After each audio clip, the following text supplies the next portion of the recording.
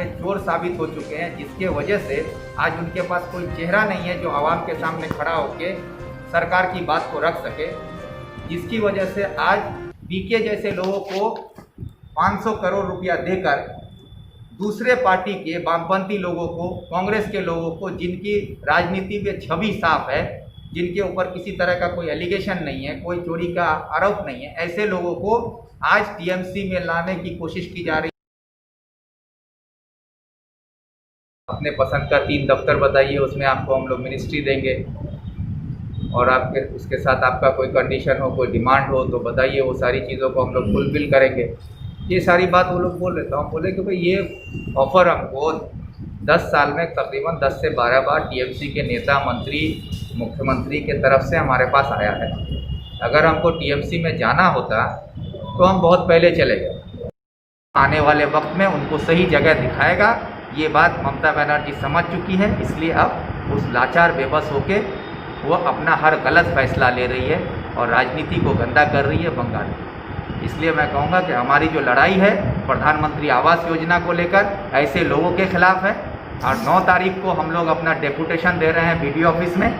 दोपहर के 1 बजे चकलिया पार्टी ऑफिस से हमारा डेपुटेशन का जुलूस निकलेगा। उसमें मैं पूरे इलाके के तमाम गरीब लोगों को दावत देता हूँ आपके चैनल के ज़रिए से, जो तृणमूल करते हैं, चाहे वो किसी भी पार्टी के हों, बीजेपी के हों, वामफ्रंट के हों।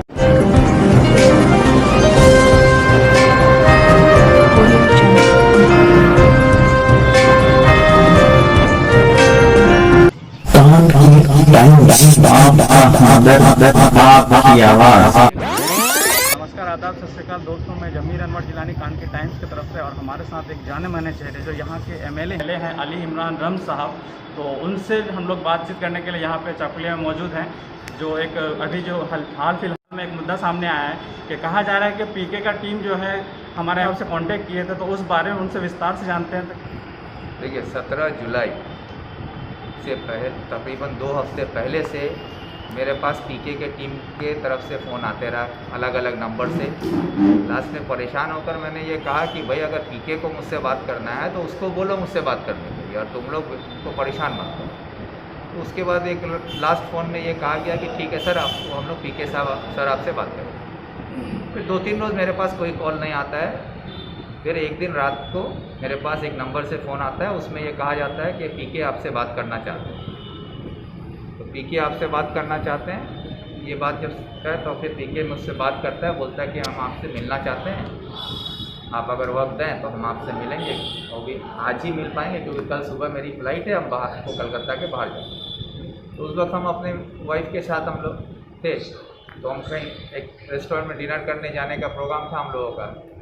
तो उसी वक्त वो बोला, तो हम बोले भी कि मेरी फैमिली साथ में, अभी आपसे हम नहीं मिल सकते थे। लेकिन अब वो बार बार रिक्वेस्ट किया, तो हम बोले भाई हम इस जगह पर हैं। तो वो बोला वहीं आ रहे, बोल के फ़ोन काट दिया। फिर कुछ देर बाद, उसके बाद तकरीबन आधे घंटे के बाद फिर एक फ़ोन व्हाट्सएप कॉल पे आता है। व्हाट्सएप कॉल पे वो फ़ोन आता है कि आप कहाँ हैं, हम पहुँच गए हैं, आप बताइए कहाँ। तो हम बताए भाई हम ऊपर दार्जिलिंग कैफ़े एक रेस्टोरेंट है वहीं हैं।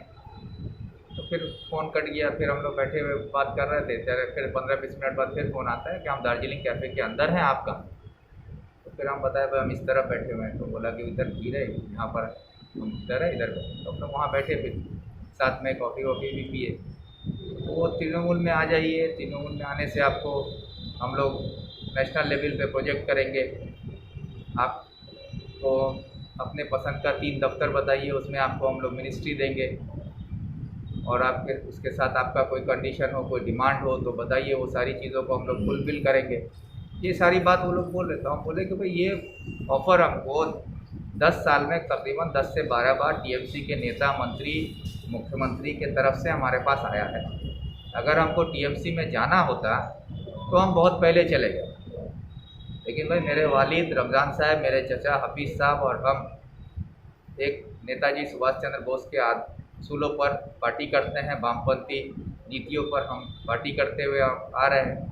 मेरे परिवार का एक पहचान है, इलाके के लोगों का हम पर भरोसा है, पार्टी का हम पर भरोसा है। हम इन सब के साथ धोखा नहीं कर सकते। और जहाँ तक सवाल है कि पार्टी बदलने का, तो ऐसा मेरा कोई इरादा नहीं है कि मंत्री या एमपी बनने के लिए हम पार्टी बदलें। हम एमएलए रहे तो भी हम फॉरवर्ड ब्लॉक हैं, और अगर एमएलए नहीं रहते हैं तो भी हम फॉरवर्ड ब्लॉक में ही रहेंगे, ये तय बात। तो इस टॉपिक पर आप हमसे बात करके कोई फ़ायदा नहीं है। तो वो लास्ट में थोड़े इधर उधर की कुछ बात करते हुए बोले कि अच्छा ठीक है, अभी तो कल सुबह मेरी फ़्लाइट है, हम अभी जा रहे हैं, आप मेरे प्रपोज़ल पर गौर कीजिए। तो हम बोले कि आपको जो बताना था सारी बात हम बता चुके हैं, और इस पर गौर करने का कोई गुंजाइश नहीं है, और इस टॉपिक पर आपको दोबारा हमसे बात करने की कोई ज़रूरत नहीं। यही बात हुई उनसे। उसके बाद वो चले गए, हम भी अपना वहाँ से थोड़ी देर बाद हम लोग निकल के आ गए। एक और सवाल जानना है सर से कि यहाँ जहाँ पूरे स्टेट में जो कांग्रेस के इलेक्शन फाइट करने वाले हैं, तो उस बारे में सबसे जानते हैं क्या ये बात सही है या गलत? 2016 से वाम कांग्रेस का एक गठबंधन पूरे बंगाल में तैयार हुआ है। ये अलग बात है कि गठबंधन सही तरीके से नहीं हो पाया 16 में, क्योंकि आखिरी वक्त में इसकी शुरुआत हुई, जिसकी वजह से वक्ती कमी से सही तरीके से इसको नीचे तक उतारा नहीं जा सकता। लेकिन ये तय है कि वाम कांग्रेस गठबंधन में चुनाव लड़ने की तैयारी कर रही है। विधानसभा में भी देखा जाता है कि वाम कांग्रेस एक साथ हम लोग सरकार पर जो है सवालों का या उनके खिलाफ जो भी मुद्दा उठाना है हम लोग उठाते हैं। तो ये तय है कि वाम कांग्रेस मौजूदा सरकार के खिलाफ और फिरका परस्त ताकत के खिलाफ हम लोग एक साथ लड़ाई करेंगे, ये तय। सर एक और आखिरी सवाल, यहाँ पे जो अभी भी पीएम आवास योजना के उसके वजह से एप्लीकेशन फॉर्म भरवाया जा रहा है गांव-गांव में, ये बोल के कि लिस्ट में दोबारा से शामिल हो सकता है जो लोग सुन गए, तो क्या ये सही बात है या गलत बात है, इस बारे में आप क्या कहें? देखिए, मौजूदा हालात जो है हमारे इलाके का, जहाँ प्रधानमंत्री आवास योजना का जो लिस्ट आने के बाद लोगों को आधार लिंक कराने के नाम पर टीएमसी के पंचायत से लेके जिला परिषद तक या नेता लोग जिस तरीके से आवाम को ठगने का काम कर रहे हैं कि आधार लिंक कराने के लिए फॉर्म जमा देने के लिए 1000 रुपये 2000 रुपया लिया जा रहा है। ये जब लिया गया, जब इस बारे में जानकारी आई, वीडियो पर हम लोगों ने दबाव दिया, तो वीडियो ने साफ बताया कि ये पैसा लेना गैर कानूनी है। जो लोग पैसा ले रहे हैं उनके खिलाफ आप पुलिस में या फिर मेरे पास कंप्लेन कीजिए, उनके खिलाफ कानूनन कार्रवाई होगी। तो ये बात साफ है कि जो भी ये हरकत कर रहा है वो गैर कानूनी कर रहा है, गरीब लोगों को ठग रहा है। और इनको होशियार करना, उन लोगों को सही चीज़ों से आगाह कराना आवाम को, ये मेरी जिम्मेदारी थी। वो काम को मैंने अब पूरी जिम्मेदारी से किया है। अब ये जिम्मेदारी आवाम का है कि वो ठगने वालों के पास जाएंगे ना लड़ने वालों के पास जाएंगे, ये फैसला आवाम का है। रहा सवाल कि ये जो प्रधानमंत्री आवास योजना के नाम पर लोगों को बेवकूफ़ बनाया जा रहा है, सच्चाई लोगों को बताई नहीं जा रही है, तो ये लिस्ट जो है 36,000 लोगों का, ये जिनका नाम है उनको कल ही मकान मिलेगा, ऐसी कोई बात नहीं। ये लिस्ट अगले 10 साल तक के लिए है, यानी कि 2030 साल तक ये 36,000 लिस्ट का जो है वो टुकड़े टुकड़े में लोगों को घर मिलेगा। ये बात को समझना है। और जिन लोगों का लिस्ट में नाम नहीं है, जिन गरीब लोगों का नाम नहीं आया है, आज गरीब परेशान है, गुस्से में है, वीडियो का घेराव हो रहा है, कहीं पंचायत घेराव हो रहा है, कहीं प्रधान मार खा रहा है, कहीं मेंबर मार खा रहा है। आज टीएमसी लाचार होके, बेबस होके, खुद को बचाने के लिए आज लोगों को झूठा दिलासा दे रहा है कि जिनका नाम लिस्ट में नहीं है वो भी अपना कागज़ जमा करो, तुम्हारा हम लोग करवा देंगे, ये भरोसा दिलाने की कोशिश कर रहा है। और लोगों को इस बहाने भी ठगा जा रहा है। तो मैं इलाके के तमाम लोगों को बताना चाहता हूँ कि सरकारी ऑर्डर है, उस ऑर्डर में साफ बोला गया है कि जिनका नाम लिस्ट में नहीं है उनका मकान नहीं होगा, और जिनका लिस्ट में नाम नहीं है उनका फॉर्म जमा करने का सरकारी कोई ऑर्डर भी नहीं है। और जिनका फॉर्म कोई मेंबर या कोई आदमी लेके बीडीओ ऑफिस में जमा करने की कोशिश कर रहा है, तो बीडीओ ऑफिस को ये ऑर्डर भी है कि वो फॉर्म जमा ना ले।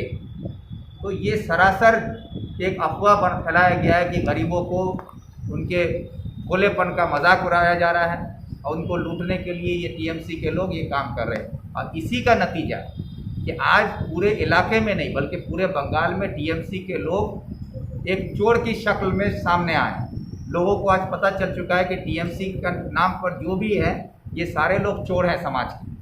और समाज में जब कोई चोर होता है, एक गांव में अगर कोई चोर हो, उसे गांव वाले अलग कर देते हैं, उसको अलग रखा जाता है समाज से। उसी तरह आज टीएमसी के लोग, यहाँ तक कि पंचायत से लेके नेता मंत्री तक, बंगाल में चोर साबित हो चुके हैं, जिसके वजह से आज उनके पास कोई चेहरा नहीं है जो आवाम के सामने खड़ा होके सरकार की बात को रख सके, जिसकी वजह से आज पीके जैसे लोगों को 500 करोड़ रुपया देकर दूसरे पार्टी के वामपंथी लोगों को, कांग्रेस के लोगों को, जिनकी राजनीति में छवि साफ है, जिनके ऊपर किसी तरह का कोई एलिगेशन नहीं है, कोई चोरी का आरोप नहीं है, ऐसे लोगों को आज टीएमसी में लाने की कोशिश की जा रही है। उनको पैसे देके मनाने की बात की जा रही है, मंत्री का लालच दिया जा रहा है, एमपी बनाने का लालच दिया जा रहा है, ताकि कुछ अच्छे लोगों को अगर अपने साथ जोड़ लिया जाए, ताकि वो लोगों को सामने खड़ा करके ममता बनर्जी अपनी कुर्सी बचाना चाहती है।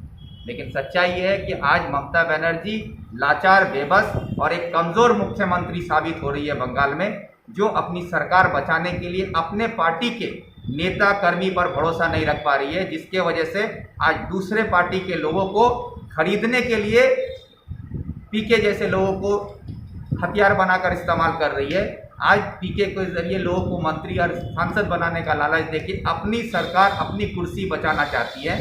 तो मैं ये कहना चाहता हूँ कि ये करके बंगाल की राजनीति को गंदा कर रही हैं। जो कल तक खुद को सच्चाई की मूरत बताती थी, आज बंगाल का एक भी शख्स उनको सच्चाई की मूरत नहीं मानता है। जो खुद को बांग्लार गौरव ममता बांग्लार गौरव बोल के प्रचार करती हैं, आज कोई बंगाली तो दूर की बात है, उनके पार्टी का कोई कर्मी, कोई नेता इस बात पर यकीन नहीं करता कि वो बंगाल का गौरव हो सकते हैं। कि बंगाल के लिए सबसे शर्म, और बंगाल की कोई कांडारी है दुर्नीति के, जिसको हम लोग बांग्ला में कहते हैं दुर्नीति सबसे के बड़ो कांडारी अगर कोई रहे तो वो ममता बनर्जी। तो ऐसे लोगों को आज आवाम आने वाले वक्त में उनको सही जगह दिखाएगा।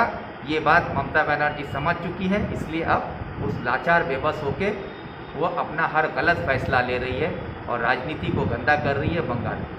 इसलिए मैं कहूँगा कि हमारी जो लड़ाई है प्रधानमंत्री आवास योजना को लेकर ऐसे लोगों के खिलाफ है, और 9 तारीख को हम लोग अपना डेपुटेशन दे रहे हैं बीडीओ ऑफिस में। दोपहर के 1 बजे चकलिया पार्टी ऑफिस से हमारा डेपुटेशन का जुलूस निकलेगा। उसमें मैं पूरे इलाके के तमाम गरीब लोगों को दावत देता हूँ आपके चैनल के ज़रिए से, जो तृणमूल करते हैं, चाहे वो किसी भी पार्टी के हों, बीजेपी के हों, वामफ्रंट के हों, कांग्रेस के हों, जो गरीब आदमी का नाम नहीं है, उन सबों को मैं दावत देता हूं कि आप आइए और आपकी लड़ाई को लड़ने के लिए हम लोग तैयार हैं। और आप लोग को आपका इंसाफ कैसे मिलेगा उसके लिए हम रास्ता निकालने की कोशिश करेंगे। आप लोग सब आइए, यही कह के मैं आपको। तो आप लोगों ने जैसे सुना कि एमएलए साहब कह रहे हैं कि जो टीएमसी पार्टी के पास कोई भी चेहरा नहीं बचा है, इसीलिए पीके का टीम जो है इनसे भी कांटेक्ट किए थे, और उनका ये भी कहना था कि जो ये पीएम आवास योजना के तहत जो फॉर्म जमा करवाया जाए वो गैर कानूनी है, उसका कोई सुनवाई नहीं होने वाला है। लोगों को जो है इस तरह से बहलाया जा रहा है या उन्हें जो बेवकूफ़ बनाया जा रहा है। तो इसी के साथ हम अपना वक्तव्य यहीं पर ख़त्म करते हैं। थैंक यू, शुक्रिया, धन्यवाद। टाइम